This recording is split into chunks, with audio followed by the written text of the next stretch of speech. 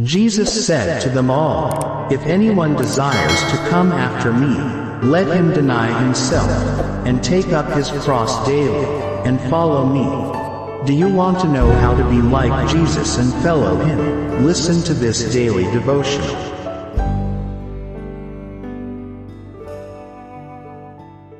Conditions for good health must be observed. October 11th.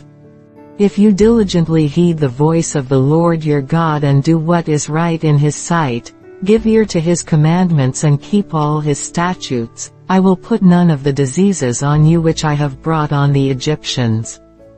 For I am the Lord who heals you. Exodus 15, verse 26. Christ had been the guide and teacher of ancient Israel, and he taught them that health is the reward of obedience to the laws of God.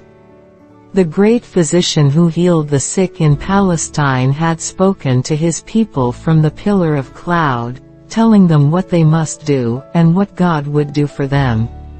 Exodus 15:26 quoted. Christ gave to Israel definite instruction in regard to their habits of life, and he assured them, "The Lord will take away from thee all sickness." Deuteronomy 7, verse 15. When they fulfilled the conditions, the promise was verified to them. There was not one feeble person among their tribes. Psalm 105, verse 37. These lessons are for us. There are conditions to be observed by all who would preserve health. All should learn what these conditions are. The Lord is not pleased with ignorance in regard to his laws, either natural or spiritual. We are to be workers together with God for the restoration of health to the body as well as to the soul. And we should teach others how to preserve and to recover health. For the sick we should use the remedies which God has provided in nature, and we should point them to him who alone can restore. It is our work to present the sick and suffering to Christ in the arms of our faith. We should teach them to believe in the great healer. We should lay hold on his promise, and pray for the manifestation of his power.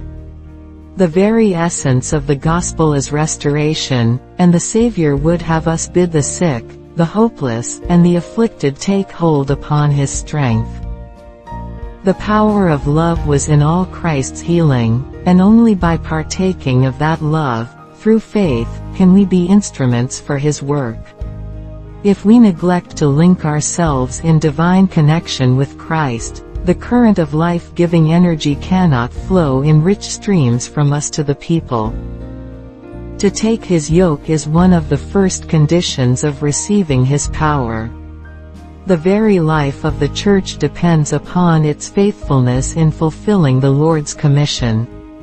To neglect this work is surely to invite spiritual feebleness and decay. Where there is no active labor for others, love wanes, and faith grows dim.